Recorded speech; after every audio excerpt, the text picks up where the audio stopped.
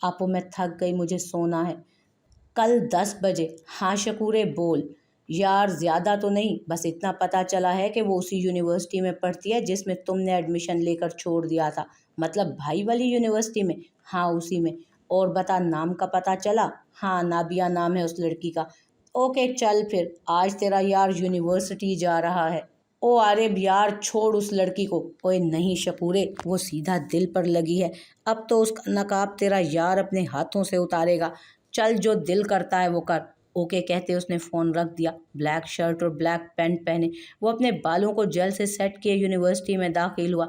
अरे यार उस लड़की का डिपार्टमेंट तो पता ही नहीं, कहाँ ढूंढूं अब। चल यार हो जा शुरू, कहीं तो होगी। 1 घंटा लगातार घूम घूम कर वो थक चुका था, लेकिन उसे कहीं भी अनाबिया नज़र नहीं आई।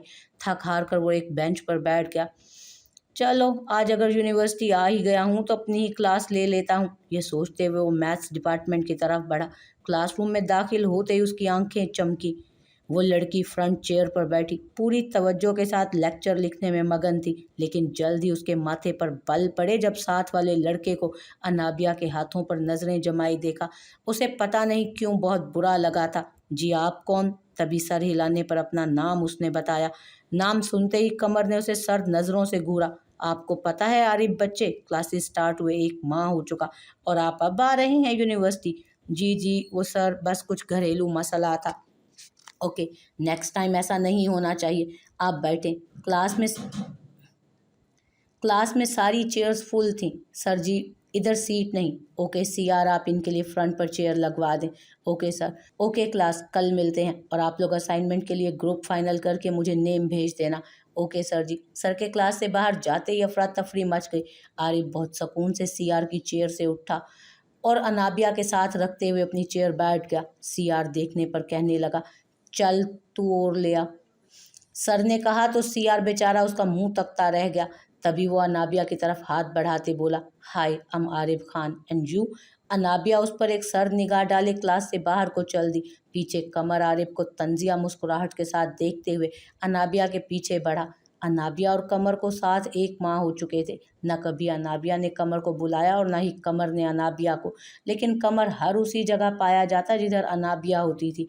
पीछे आरिफ का गुस्से से बुरा हाल था। वो गुस्सा ज़ब्त करते अनाबिया के पीछे गया। अनाबिया कैंटीन से चाय लेती अपनी फेवरेट प्लेस पर बैठ चुकी थी, लेकिन इससे पहले कि वो बैठती आरिफ गुस्से से उसकी जानिब बढ़ा।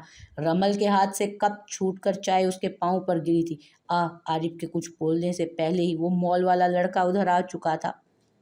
टोपी वाले लड़के ने आरिफ के मुंह पर एक मुक्का मारा और उसके कुछ समझने से पहले ही उसकी गर्दन की मखसूस नस दबा दी। आरिफ बेहोश होकर एक तरफ गिरा। टोपी वाले लड़के ने सख्ते में खड़ी अनाबिया का हाथ पकड़ा और उसे यूनिवर्सिटी की बैक साइड पर एक खाली रूम में ले गया। अनाबिया को उधर बिठाकर खुद बाहर की तरफ भागा। ठीक 2 मिनट बाद वो हाथ में ट्यूब पकड़े वापस आया। जब वो अनाबिया के पाँव को हाथ लगाने लगा तब अनाबिया का सख्ता टूटा। नहीं मैं खुद कर लूँगी प्लीज़। लेकिन उसने कुछ भी बोले बगैर अनाबिया का गाउन थोड़ा सा ऊपर करके उसका पाँव अपने घुटने पर रखा और बहुत आराम से उसके पाँव पर मरहम लगाया। दूसरे पाँव पर भी मरहम लगाते वो उठ खड़ा हुआ। अनाबिया ने अचानक उसका हाथ पकड़ा, लेकिन जैसे ही उस अजनबी ने अनाबिया की तरफ देखा उसने फ़ौरन हाथ छोड़ दिया। वो मुझे तो इतना पता चल गया कि आप मुझे नुकसान नहीं पहुंचाएंगे, लेकिन आप कौन हैं और बोलते क्यों नहीं? ये आपने चेहरा क्यों छुपा रखा है?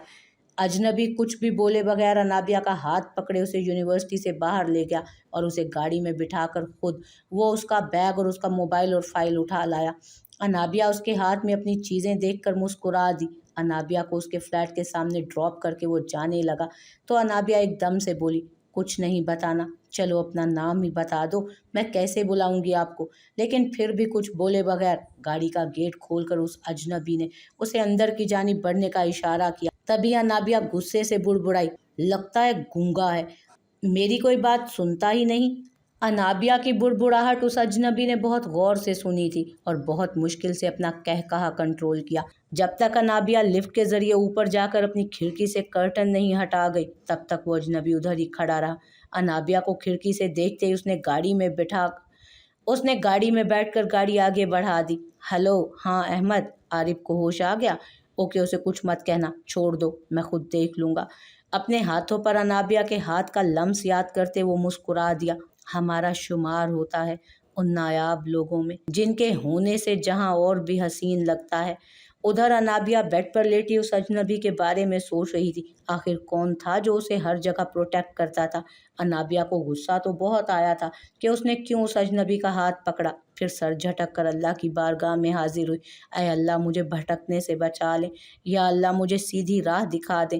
اپنے رب سے ڈھیروں باتیں کر کے وہ نیند کی آغوش میں جا چکی تھی۔ ایک رب ہی تو ہے جو بغیر کسی مطلب کے سنتا ہے، اس کی رسی کو ضرور پکڑیں۔ پچھلے 2 دنوں سے ملحان چھٹی پر تھا اور رمل کا ٹینشن سے برا حال۔ تبھی رمل نے تنگ آ کر ملحان کا نمبر ڈائل کیا۔ لگاتار 3 بیلز کے بعد کال اٹھا لی گئی۔ رمل کے سلام کے جواب پر آگے کسی عورت کی آواز آئی۔ کیا یہ میرا مطلب ہے ملحان کا نمبر ہے؟ جی، کیا آپ رمل بیٹی بول رہی ہو؟ جی میں رمل ہی بات کر رہی ہوں۔ آپ کون؟ کیسی ہو بیٹا؟ میں ملحان کی مورے بات کر رہی ہوں۔ الحمدللہ میں ٹھیک ہوں۔ آپ کیسی ہیں مورے؟ اور ہان کیسے ہیں؟ 2 دن سے یونیورسٹی نہیں آ رہے، پلیز مورے بتائیے۔ ارے بیٹا سانس تو لو، ہان کو کل سے بخار ہے تو اس لیے۔ اس مومنہ بیگم کی بات ختم ہونے سے پہلے ہی رمل بولی، کیا ہان کو بخار ہے؟ اسی لیے میرا دل اتنا پریشان ہے۔ پلیز مورے آپ مجھے اپنے گھر کا ایڈریس بتائیں، ہمیں ہان کو دیکھنا ہے۔ اوکے بیٹا لکھو۔ مومنہ بیگم کے ایڈریس لکھوانے پر رمل گاڑی کی چابی اٹھائی باہر کی طرف بھاگی۔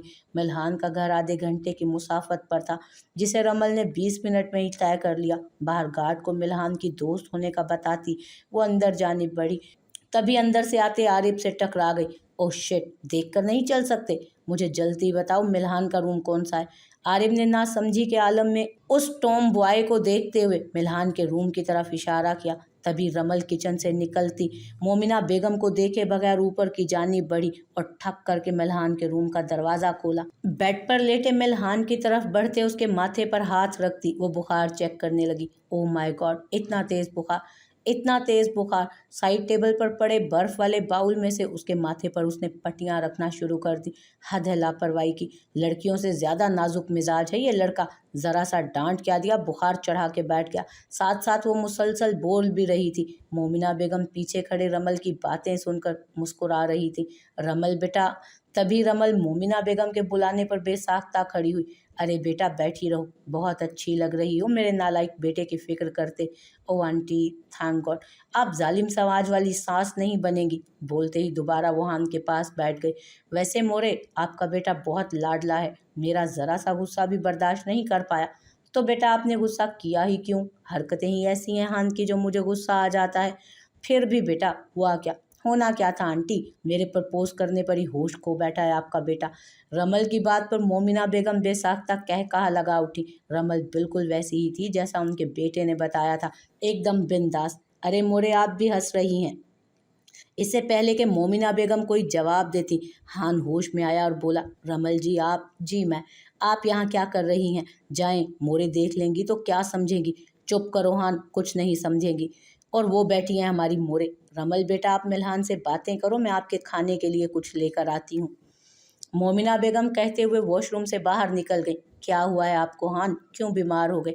ایسا کیا کہہ دیا میں نے؟ پلیز رمل جی غصہ نہ کریں اور آپ پلیز ادھر صوفے پر بیٹھ جائیں۔ ہان کیا مسئلہ ہے آپ کے ساتھ؟ رمل نے چڑ کر کہا۔ رمل پلیز آپ جائیں، ہم کل پکا آئیں گے یونیورسٹی، پلیز ابھی آپ جائیں۔ آغا جان کے گھر آنے کا ٹائم ہے، پلیز آپ چلی جائیں۔ اوکے جا رہی ہوں میں ہان، اور کل آپ لازمی یونیورسٹی موجود ہوں، رمل نے وارننگ دینے کے انداز میں کہا۔ اور کل پیپر بھی ہے جس میں آپ کا ہونا لازمی ہے۔ اوکے میں ضرور آؤں گا انشاءاللہ۔ عارف کو یونیورسٹی آئے 1 ماہ ہو چکا تھا، لیکن اب تک نہ تو انابیہ سے بات کر پایا تھا وہ، اور نہ وہ اسے دیکھ پایا تھا۔ جب اس نے انابیہ کے قریب جانے کی کوشش کی، اس کے بعد اس نے خود کو بے ہوش پایا۔ اس نے سوچ لیا تھا کہ ہر حال میں انابیہ کا چہرہ لازمی دیکھنا ہے۔ انابیہ کلاس روم میں بیٹھی نوٹس بنا رہی تھی کہ اچانک عارف اس کے پاس آیا اور بولا، ہائے انابیہ، یہ مجھے ایک سوال سمجھ نہیں آ رہا، پلیز ہیلپ کر دو۔ لیکن انابیہ جواب دیے بغیر ہی لائبریری کی طرف بڑھ گئی۔ دور کھڑا کوئی یہ سین بہت غور سے دیکھ رہا تھا۔ آج تو میں سالی کو چھوڑوں گا نہیں۔ عارف غصے سے اس کے پیچھے بڑھا اور انابیہ کو کھینچ کر لائبریری کے ساتھ والے روم میں لے گیا۔ کیوں اتنے نخرے دکھا رہی ہو؟ بولو۔ چھوڑو مجھے، انابیہ چلائی۔ आज तो मैं तेरा ये गुलाब चेहरा देख कर रहूँगा। जैसे ही आरिफ ने अपना हाथ अनाबिया के चेहरे की तरफ बढ़ाया, एक फायर उड़ता हुआ उसके हाथ पर लगा। वो अजनबी सामने हाथ में पिस्तौल लिए खड़ा था। आरिफ अपना हाथ पकड़ते नीचे को झुक गया। अनाबिया भागकर उस अजनबी के सीने से लगी। दोनों की धड़कनें रुक चुकी थी। दोनों अपनी जगह पर जामिद हो चुके थे। अजनबी तो अपने इश्क को अपने सीने से लगा देख सांस लेना ही भूल गया था।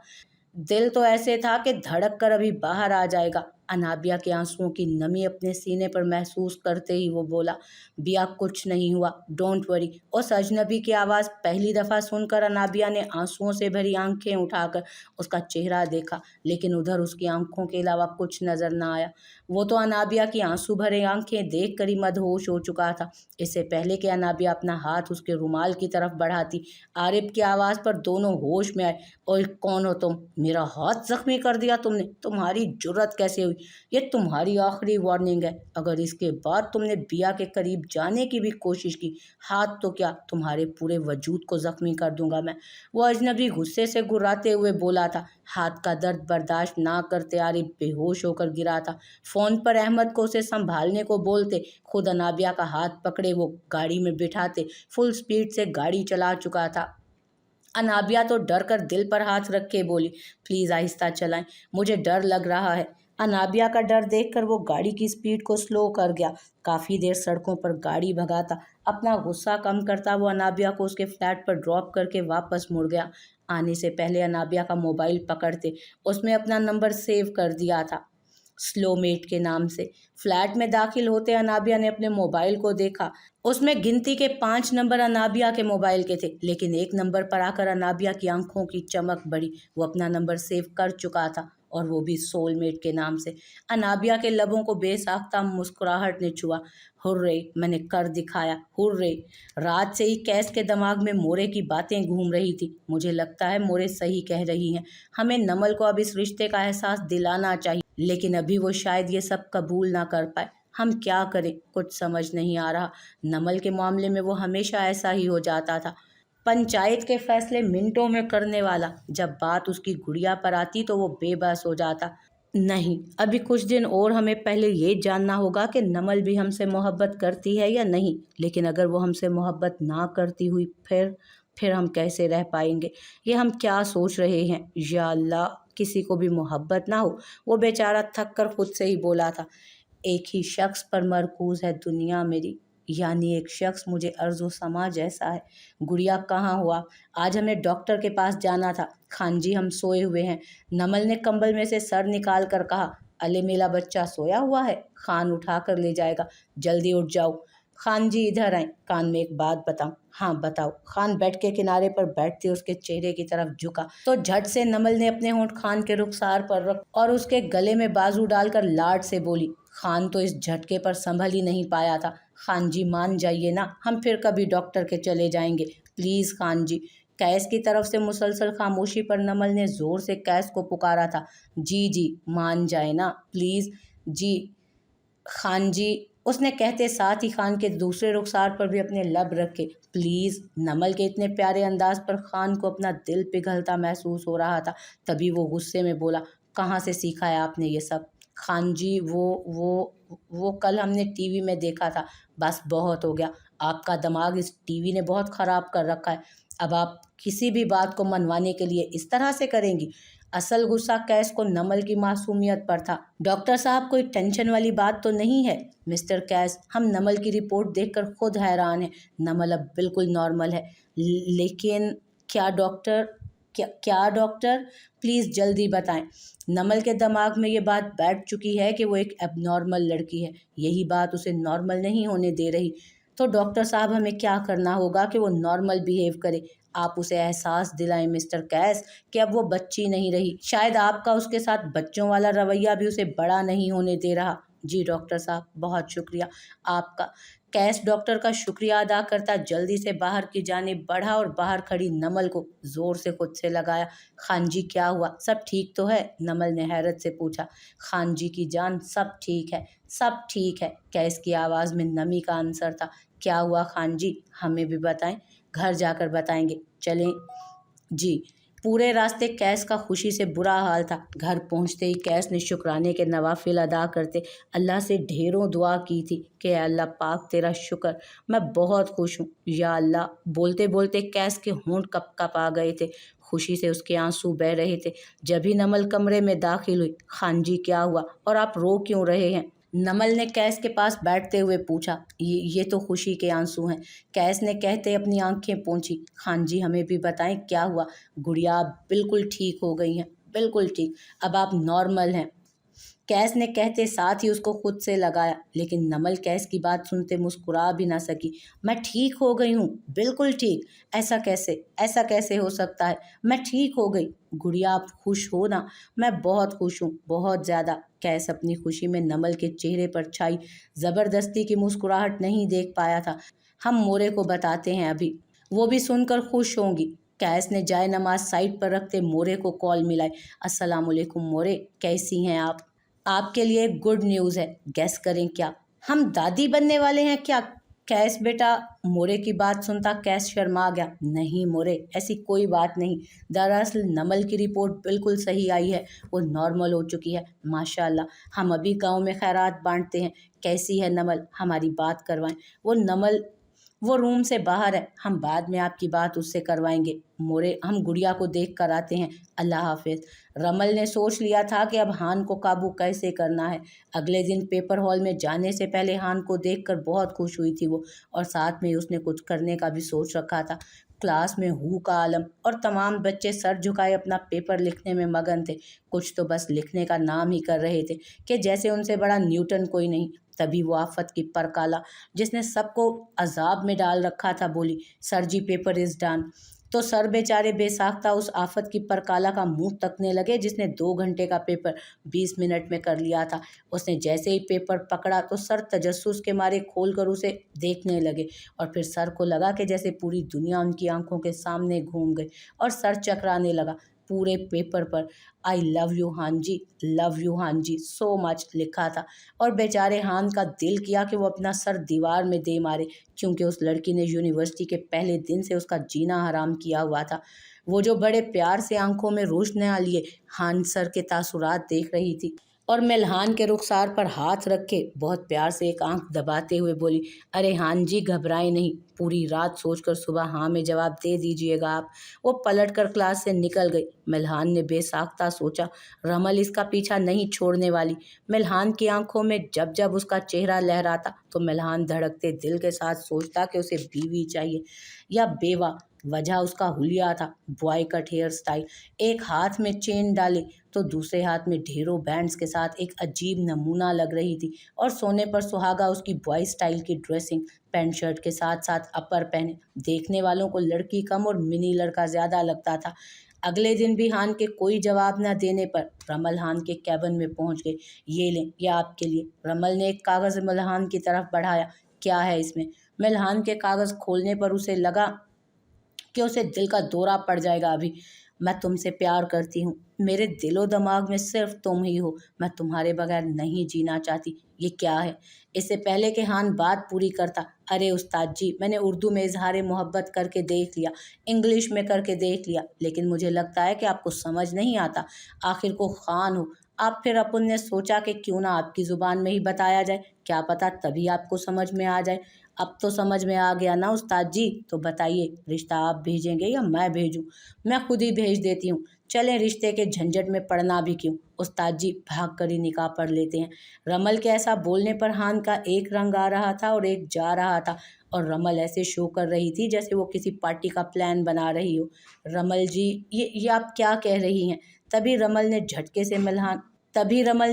से मिल्हान का कॉलर पकड़ा और बोली, देखो उस्ताद जी, अपन ने 3 दफ़ा बड़े प्यार से आपको प्रपोज किया, अब अगर कोई जवाब ना दिया तो नताइज के जिम्मेदार आप खुद होंगे। बोलते ही मिल्हान का कॉलर छोड़ती वो बाहर की तरफ बढ़ी, और हान को अब अपनी इज्जत का खतरा पड़ चुका था। खान जी, हमें मोरे याद आ रही है, हमें मोरे के पास जाना है, नमल ने उंगलियां चटखाते हुए कहा।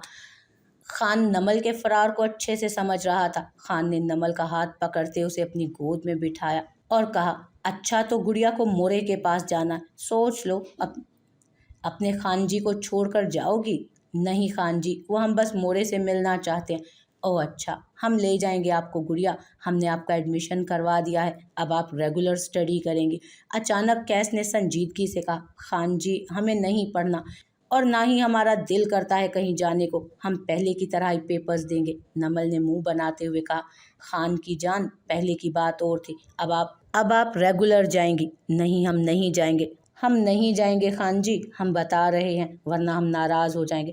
اوکے دیکھیں گے پھر۔